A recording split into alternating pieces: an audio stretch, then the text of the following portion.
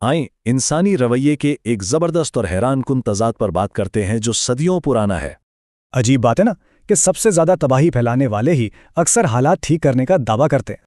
دراصل یہ انسانی نفسیات کا سب سے بڑا تضاد ہے جسے صدیوں پہلے ہی بالکل واضح کر دیا گیا تھا۔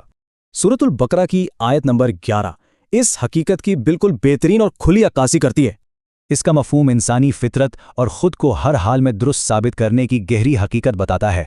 یہاں سب سے دلچسپ چیز الزام اور ان کے دفاع کے درمیان موجود یہ زبردست تضاد ہے۔ پہلے حصے میں انتہائی واضح حکم ہے کہ نقصان نہ پہنچاؤ اور فساد پھیلانے سے بالکل باز رہو۔ مگر غلطی ماننے کے بجائے ایسے لوگ فوراً ایک بہت ہی طاقتور نفسیاتی دفاعی نظام کا سہارا لیتے ہیں۔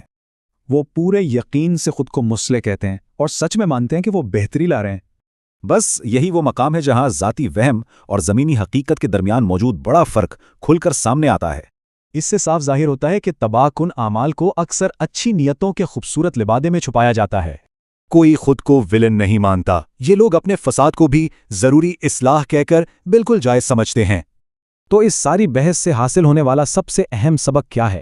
گہری خود آگاہی اور اپنا محاسبہ۔ ہمیں مسلسل خود احتسابی کرنی چاہیے کہ کہیں ہماری نام نہاد اصلاحات دراصل دوسروں کو نقصان تو نہیں پہنچا رہے۔ اگر اس تجزیے نے سوچنے پر مجبور کیا تو اسے لائک کریں، شیئر کریں اور چینل کو ضرور فالو کریں۔